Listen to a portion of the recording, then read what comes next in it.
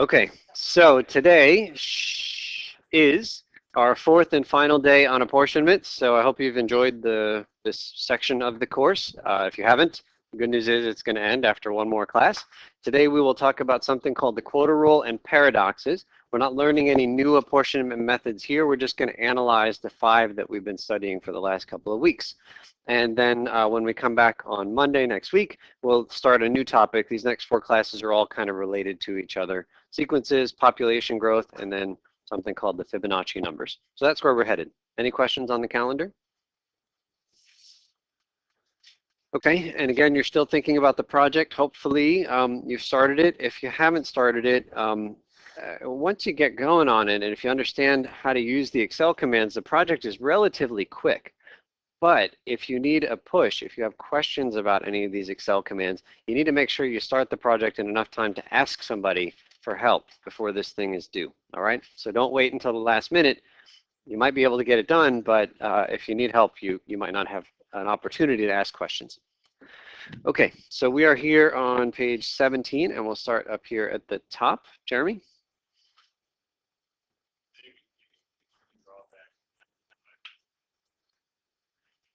Okay, thank you. Sam? One of?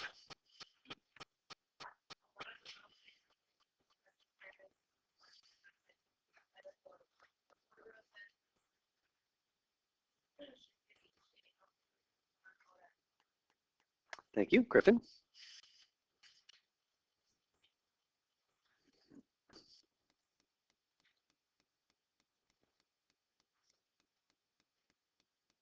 Okay, let's pause there. So we have spent the last 2 weeks talking about how do we handle this 0.29 of a chair.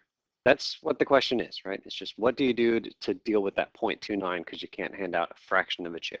So if you tell me that one state has 138.29 is the right number, the fair share, okay, then we're either giving them 138 or 139, right? There's no other number that we should be giving them other than 138 or 139, and the 5 different methods just decide which way to go. But if we give less than 138, that's a problem. And some of our methods might actually give less than 138, and we call that a lower quota violation, right? So we've got the lower quota is 138, upper quota is 139. If you give somebody less than their lower quota, it's called a lower quota violation. If we ended up giving more than the 139, we call it an upper quota violation. And these kinds of quota violations are bad, and we'd like to avoid them. Yes? Okay. So let's go down here to the question. Casey? Ken? Okay, so Hamilton's method was the very first one that we talked about. It was way, way back. Somebody can help me find the page. Where's the first time we actually filled in a complete Hamilton's method calculation? I want this page right here. At the top it has the, in the middle it has the vocabulary. What page is that? Maybe 4? Page 4 has the vocabulary in the middle? Okay, so at the bottom of page 4 was the first time we actually did a full-on Hamilton's method calculation. And we'll just point to some of the highlights. We found our standard divisor. We found our standard quota right here. We took the lower quota of all the numbers. So that means everybody gets rounded straight down, right? Lower quota for everything. If we added those up, we got 246, but we really have 250 seats to give out. So how many extra seats do we have now? 4. And so to decide who gets those 4 seats, what did we look at? The residues. We just looked at the 0.92 and the 0.72. We didn't round them. What did we do?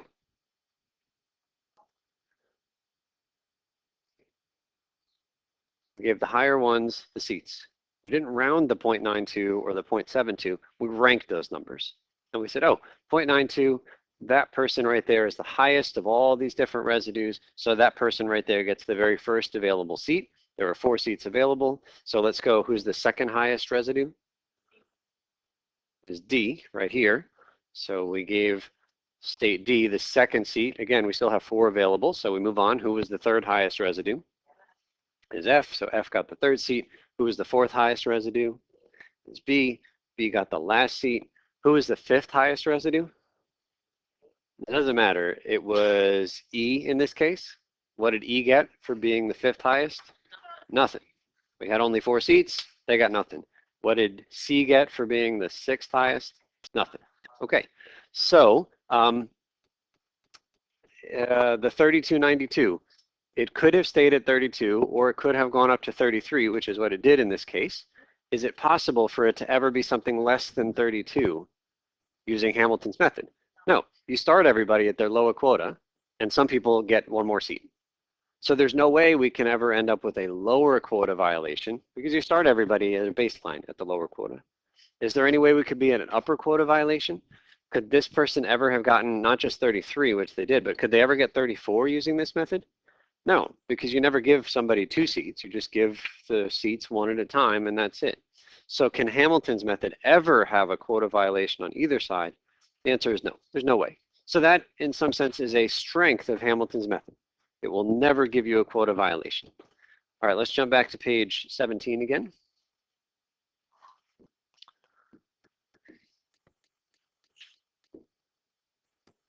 And we are now filling in this blank. Can Hamilton's method ever violate the quota rule? The answer is no. Let's say each state starts with what? How do we decide what the baseline is for every state? It's a lower quota.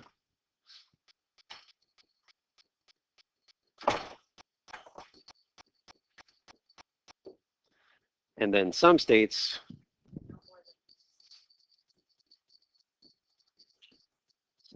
get exactly 1 more seat.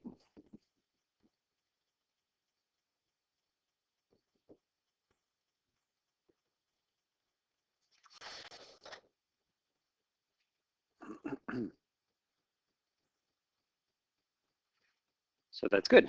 Hamilton's method never violates the quota rule. Okay, let's keep going to Stephen. Let's.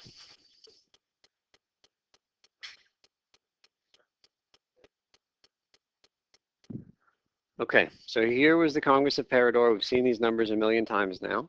This is Jefferson's method. Remember that J is supposed to remind you that we're going down. Down really means lower quota. That's the starting place. So if you take a look in this table, it's already filled in for us so that we don't have to do all these calculations again. But we've got our standard quotas right in there. We go to the lower quota right there, 246. We don't just give out those 4 seats like we did with Hamilton's method. We have to tweak the divisor, right? And so we end up tweaking the divisor. Does this number need to go up or down? Up, so the divisor needs to go down. So 50,000 was the standard divisor. Turns out 49,500 works, so it's filled in here. We get all of these numbers that are a little bit higher than they were before. Super. And then again, it's Jefferson's method, and the Jefferson has a J pointing down. So what do you do with the numbers in this row? You drop them. We look at the lower quotas, lower modified quotas. And so everybody goes straight down. Even this 1383, don't round, just goes to the lower quota. And we get 250, which is wonderful. That means we win. We're done. Does anybody see a problem with the final answers here? Alicia?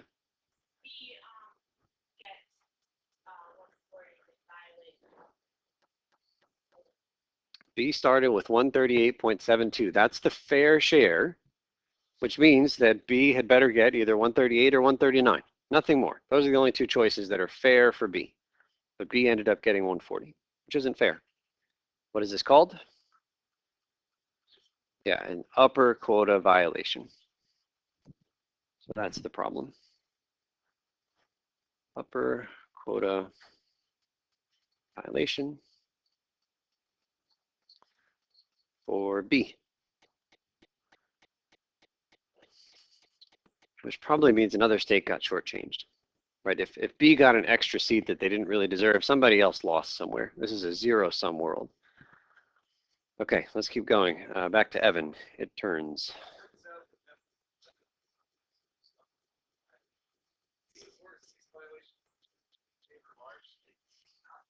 Yeah, so it's not even just like a random, somebody's going to be treated well and somebody else is going to get screwed. This is consistently the small states get screwed when we use this method, and that's a problem. Okay, let's keep going back to Ed. this problem.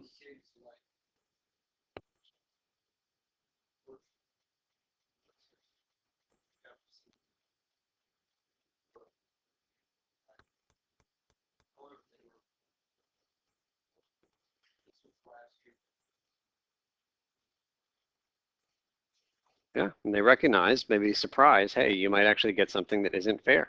38.59 can somehow jump up to 40. And so they stopped using this method after that 1832 debate. We'll keep going to Mary.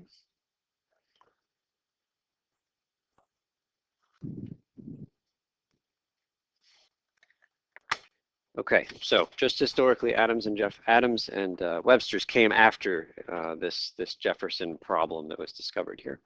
Okay, so let's take a look at Adams's method. Again, the A is supposed to remind you of an up arrow, which means what do we look at after we do the standard quotas? We look at the upper quotas. There's a problem here in this table in that it was copied and pasted and some of these numbers are not right. Looking at the 3292, what's the upper quota? It is 33. So we're going to need to change these. These numbers were copied from the lower quota up above, but they need to be changed. So this guy goes to 139, 442, 1420. Turns out it's 252 when you add them all up.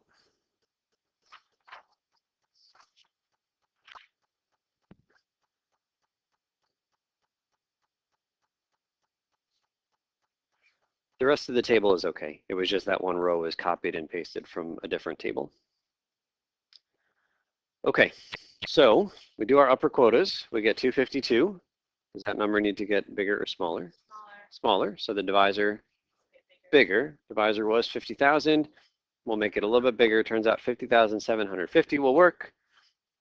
Notice that in doing that, each of these numbers gets a little bit smaller, which is great because I need the 252 to get a little bit smaller. And then we have these new numbers here. This is Adams' method. So what do we do with these new numbers? Upper quota. So 3243 becomes 33. It's not rounding, it's straight up upper quota. And when you do all that, we get 250. So we win. But now again, go back to the original standard quotas and compare them to the final apportionment and find the problem. What's the problem? B loses. What was B's lower quota originally? Well, the lower quota was 138. How much did B end up getting when all was said and done? 137. The B was the big winner when we did Jefferson's, but B is the big loser when we do Adams. So that's a problem. We can write that on the next page. What do we notice about B's standard quota and final apportionment? Standard quota was, what was it, 138.72? But their final apportionment was 137. That's an upper quota violation.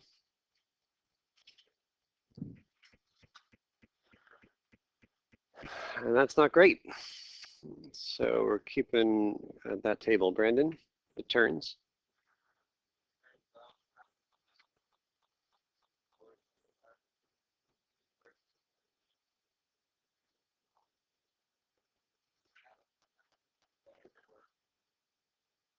Okay, there is one word in here that's wrong.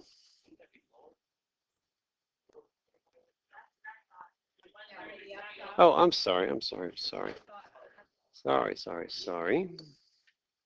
Thank you very much. Lower quota. I'm still thinking about how I have to catch Griffin. I'm distracted by the finger frenzy. All right. Yeah, lower quota violations. So, so here it favors smaller states. The Jefferson's method favored larger states. This one favors smaller states. Neither one is any good. I mean, we don't want to show favoritism towards one kind of state over another. So this is also a problem. All right, let's keep going. Aileen. Next one.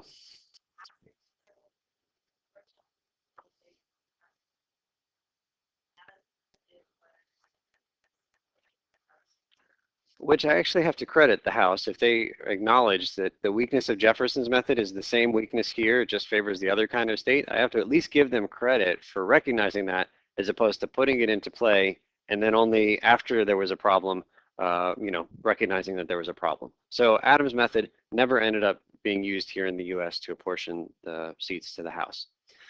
Okay, let's see if Webster's method handles this Parador example any better. We've already seen upper and lower quota violations from Jefferson's and Adams' method. Okay, looking here, 3292, all that stuff we've seen. For Webster's method, the W is supposed to point up and down. What does that tell you we're supposed to do with the standard quotas?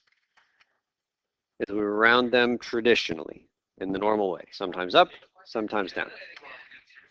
This is copied and pasted from the same table that we had before, so we got to fix these. Okay, so 3292, does it round up or down? It rounds up, so change that to a 33. Next one, 139. Yeah, that 3 is okay because 308 rounds down. 42, 14, and 20. 251 on the total. Thank you. Okay, the rest of the numbers in the table are correct.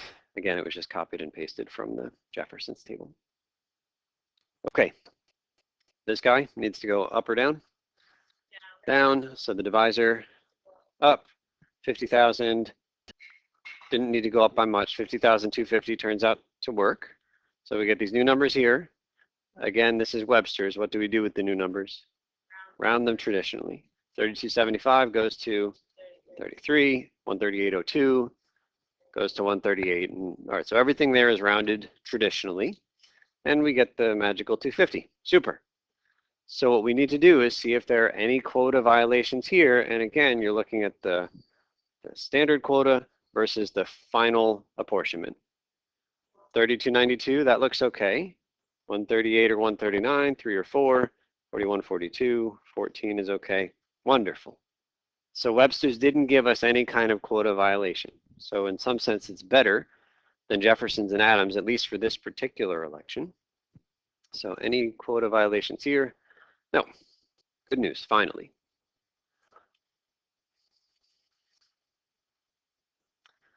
Okay, let's keep going to Jake, Webster's method.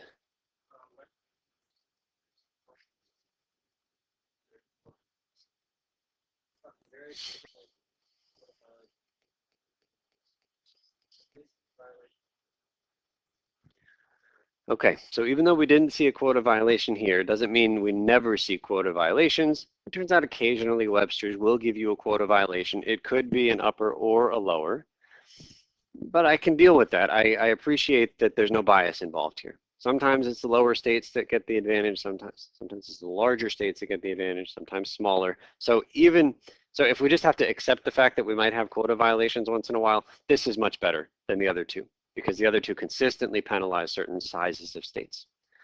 Okay, going around to Lila, surprisingly.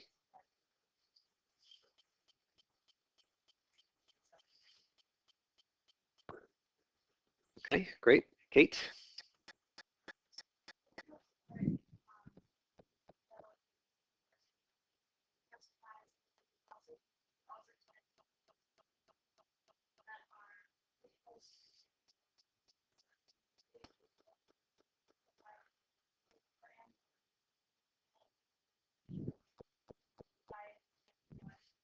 Okay, so we use Huntington Hill physically. Actually, the way we calculate how many representatives the state of Massachusetts gets is this Huntington Hill method.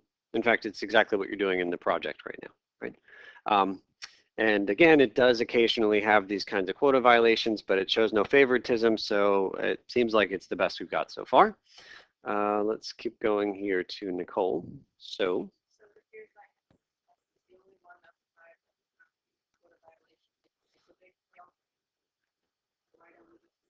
yeah, we talked about Hamilton's. That's the very first one we talked about this semester and the first one we talked about today. And there's no way Hamilton can ever give you a quota violation, which is a big perk for Hamilton's method. Turns out Hamilton's method has 3 serious cons. So in some sense, it's actually the worst of all 5 methods that we talked about. So we're going to see the 3 reasons that Hamilton's method is bad. So let's take a look at number 1, Alicia. The small country of Calvados has 3 states, Baja, Heclos, and Illinois, with a total population of 20,265. Determine the apportionment of states. Okay, so the information that we need is here in the table. Anybody notice anything strange about the table? It's kind of, yeah, it's not written in the same way that our tables have been before, right? All the tables we've had before, the columns were each of the states, A, B, C, D, E. But here the rows are the states. We're going to change this for next time we use it, but this is what we're stuck with right now. So try not to get thrown off by the fact that the table is kind of reversed a little bit. It's still the same information, it's just written kind of differently. So what I want you guys to do with your neighbors and with your calculators is fill all this stuff in. Ultimately, we want a final apportionment. Remember Hamilton's method, there's no tweaking of that divisor. So in some sense, it's the easiest method to employ. So give it a shot, and then we'll come back together in a few minutes. How many extra seats were there for this one? Just the one. Who gets that extra seat? Is Bama, because they have the highest surplus, a 0.4. Okay, no problems. We'll never have any quota violations. So there's nothing unfair about what we see here. We're just doing Hamilton's method, and we got what we got. So the funny things come up when we go to the next page. Who's our reader now? Damien.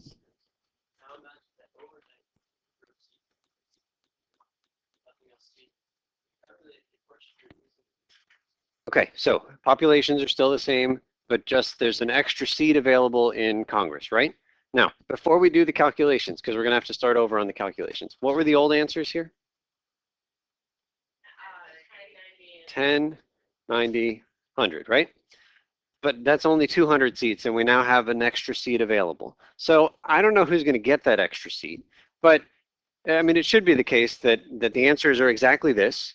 But maybe the first one becomes an 11 if they got lucky, or maybe the middle one becomes 91, or maybe 101. But nothing else should change, right? I mean, it's just we have one more seat. Populations haven't changed. So it should be these numbers with one lucky state getting one more seat. Okay. Yeah, so we're going to have kind of messy numbers. We'll use the calculator to do all the calculations. So go through the whole Hamilton's method calculation again. The standard divisor has changed, which is why everything else will change. How many extra seats do we have here? 2. Who are the 2 highest surpluses? Tecos and Illinois. All right, so then Illinois gets the first seat, Tecos gets the second seat, and Bama gets nothing. So that means that the final apportionment is 991, 101, which gives you the 201. What's the problem? Bama lost. How did this happen? Bama had 10 seats. Then we added a seat to the Congress. And somehow Bama lost the seat? This is a problem, and it's a problem with Hamilton's method. It's called the, well, we'll have our reading down here. Yeah. What is our next reader? Go ahead, Barb.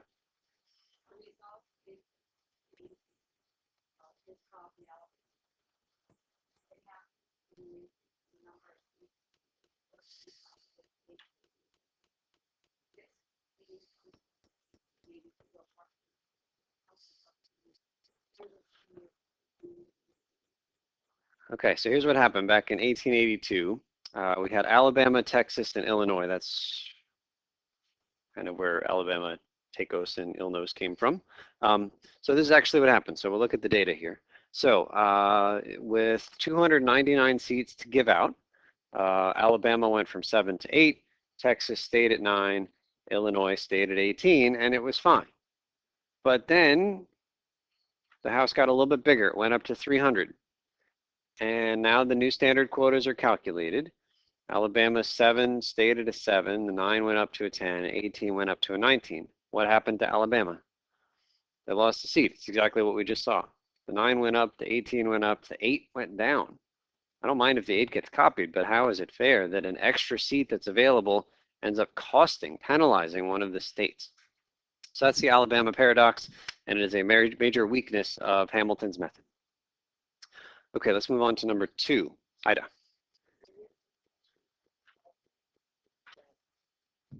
Utopia.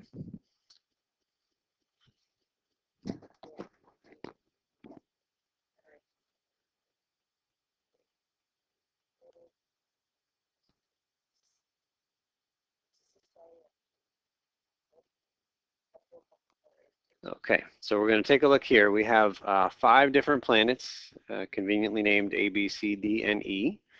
And we're going to use Hamilton's method to give out these 50 seats. So can you guys go ahead and with your groups, again, find the standard divisor, do all the calculations, and then give out those 50 seats. Okay, so let's have a look at this one. How many extra seats do we end up with here? 2. So who has the highest surplus? Connie, C. So C is going to get a +1 there. Who has the next highest surplus? Is Elysium, +1 there. What about the next highest surplus? They're all tied.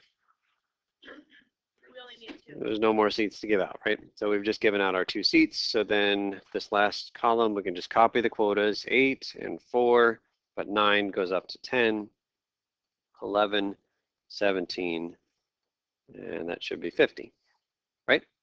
Okay, no problem. There's still peace in the galaxy. Here's the apportionment. Let's go to the next page and we'll see the problem. Where are we now? Sauna.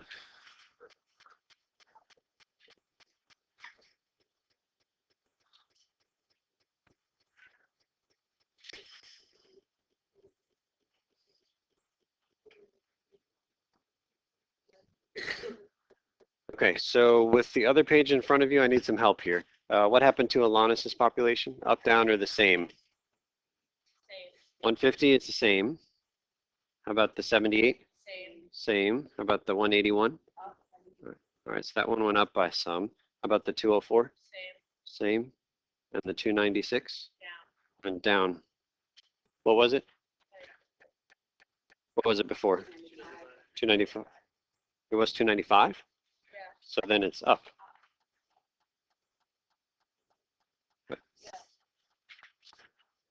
Did it go up or down? It went up. It went up. Okay. So 3 states' populations stayed exactly the same. The other 2, the populations went up by a little bit. We are still giving out the same. How many seats do we have? 50? We're still giving out 50 seats. So let's give out those 50 seats using Hamilton's method. Okay, let's come back together. How many extra seats? 2. So let's give them out. Who gets the first one? Connie gets the first one, right? Right, 0.95 +1. And who gets the second one? Beta, yes? 0.29 is a little bit bigger than the 0.28. So +1 there. Everybody else gets nothing, but we've got some wonderful parting gifts for them. So let's write down final apportionments. What do we have here? 8, 5 there. That goes up to 10. 11, 16, which is 50. Okay, so again, we had the populations of the states were the same, except for states C and E, which both went up. What happened? I wrote down from the previous page. These were the old apportionments that you just did. So Alanos had 8, still has 8. That makes sense. Their population didn't change. What happened with Beta? They gained a seat. Their population stayed exactly the same, but they gained a seat. That's okay. That's not terrible, I guess, but it's about to be terrible because if they gained a seat, what does that mean? Somebody else lost. And so you see the problem down here in E. Elysium's population went up, but their apportionment number of seats went down. It went from 17. They have more people now, and somehow their apportionment went down. So yes, the other states would argue that yeah, Elysium has more than anybody else, but Elysium could say, hey, we have what we're due. We're bigger than everybody else, so we should have more seats than everybody else. And you know, I mean, Beta really has no reason to say that they should gain, right? I mean, their population stayed the same. So very, very strange. So we'll just write our conclusion here is that E's population went up and B's population stayed the same, but E lost a seat and B gained a seat.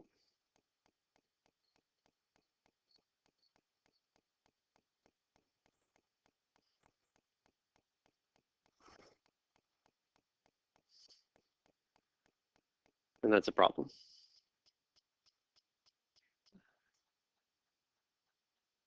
Okay, so we're back around to Jeremy, the result.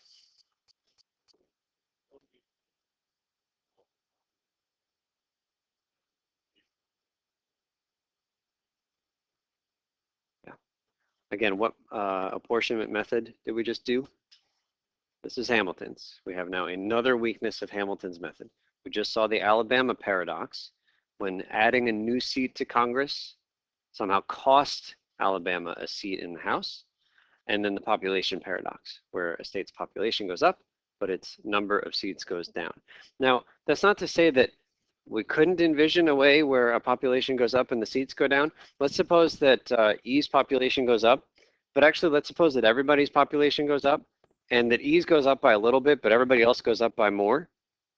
Then I could imagine E losing a seat, right? I mean, if they have a smaller percentage of the state, even or of the country, I could envision a way where E's population goes up, but it just didn't go up by as much as all the others, so they actually lose a seat. That seems fair to me, but this doesn't seem fair, where everybody stayed the same except for C and E, and somehow E lost a seat, and B, for whatever reason, gained a seat.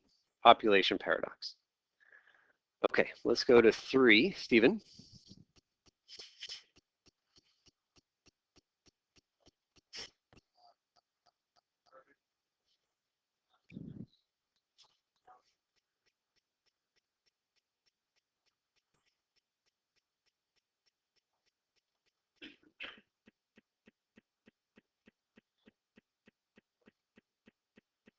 Okay, so you have no table in this case, but the table is going to be pretty small, so you might not even need to write in the lines, but go ahead and fill in all the data that you need, do the calculations. Now let's divvy up these 100 trucks. Okay, let's have a look. So is it clear? Even without the table, I'm hoping that we can kind of generate the table. Like you need to figure out what you need to figure out. In this case, it's a lower quota, it's a surplus, and then it's a ranking thing. How many extra seats in this case? Just the one. Who gets it? South, they're at 0.55. It's more than 0.45. So then the South gets a +1. North gets nothing. What's the final? 10 and 90. And that seems perfectly reasonable. So no problems here. We just divvied them up. 10 trucks, 90 trucks. Great. Let's move on to Sam.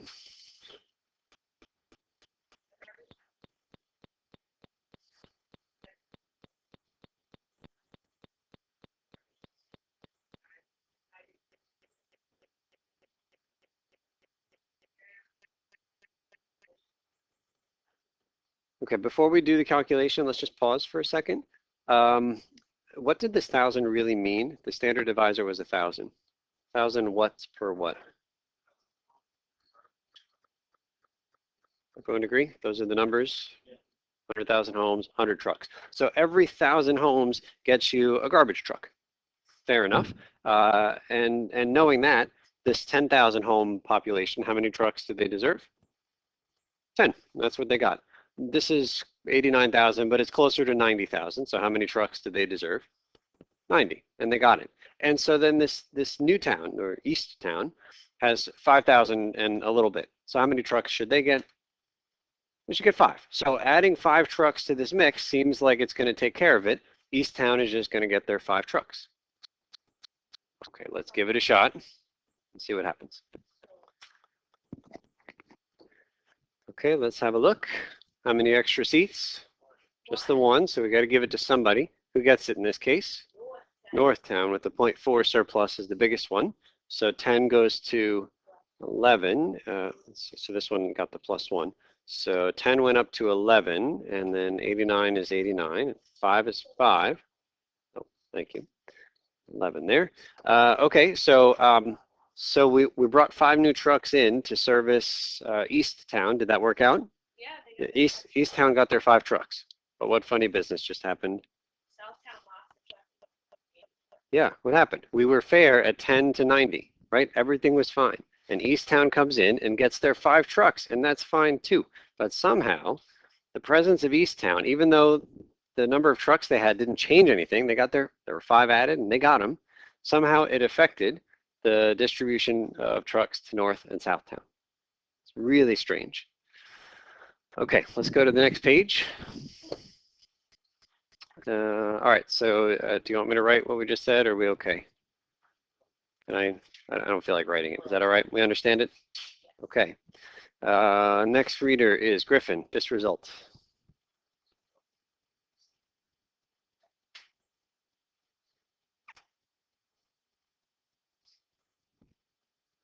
Okay, so we had a new state thrown in there. Now, if we didn't add any trucks to the mix, then I wouldn't be surprised if things changed. But we added the fair share of trucks to the mix, and somehow the addition of Easttown affected the distribution of trucks to Northtown and Southtown. Okay, so we have 5 different methods. They are all listed here in this table. We talked about how Hamilton's method can never violate the quota rule.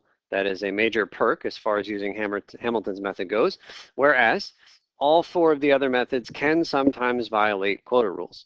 I will say that even though these are all yeses, they're not, the guesses are not all equally bad. Having violations there is bad, but they're not all equally bad, because Jefferson's and Adams, Jefferson's consistently favored, I forget which one. Jefferson favored which kind of state? The bigger states? I don't remember. Jefferson's always favors larger states. Adams always favors smaller states. Webster and Hamilton, they don't really distinguish, so it doesn't show any bias towards larger or smaller states. So even though they're all yeses, these yeses here are not as offensive as the 2 yeses that are up above. Then we talked about paradoxes. We had 3 different paradoxes. The Alabama paradox, where we added a seat to the legislature and somehow Alabama ended up losing a seat, as opposed to that new seat just getting given to somebody, Alabama ended up losing a seat. Then we had the population paradox, where state E ended up having more population, but lost a seat. That didn't seem right. And then we just had this new states paradox. We added Easttown with its fair share of trucks, and it mucked up the distribution of trucks to North and Southtown.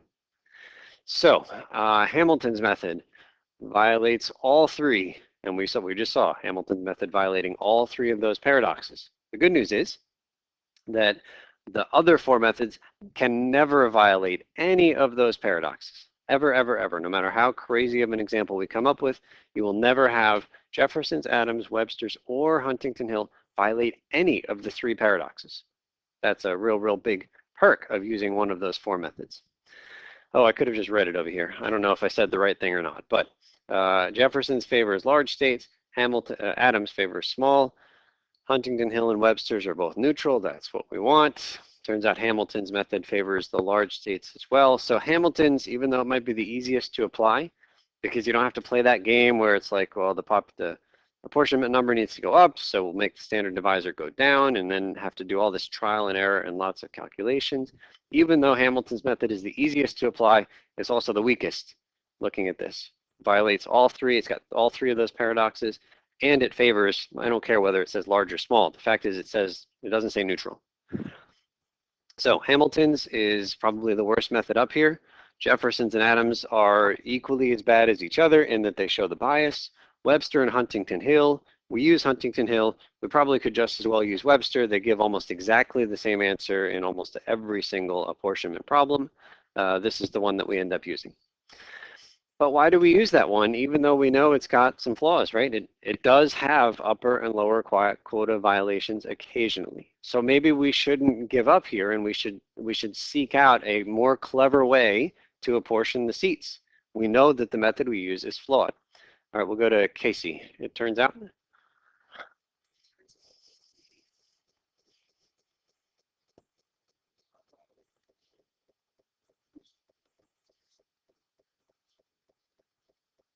Let's read that one more time, Casey.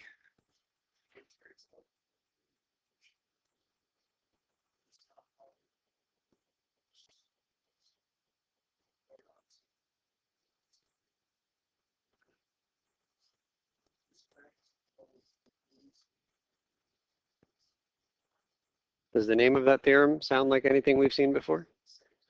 Remember we had arrows in possibility theorem? We were talking about elections and ways to count the vote.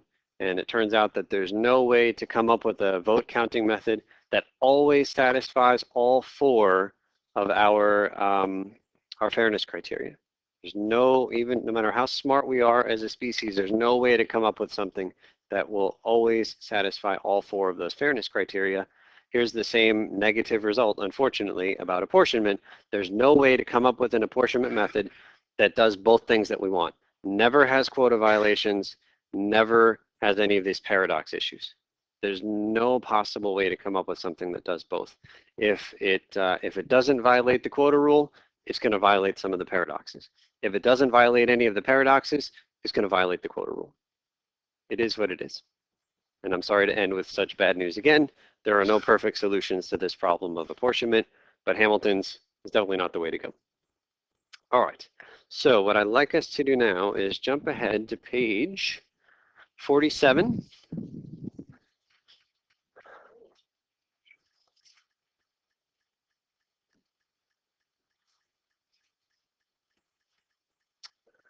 And on page 47, can you guys try number 1? And if you finish number 1, move on to number 2 on the next page. I'll get you my copy.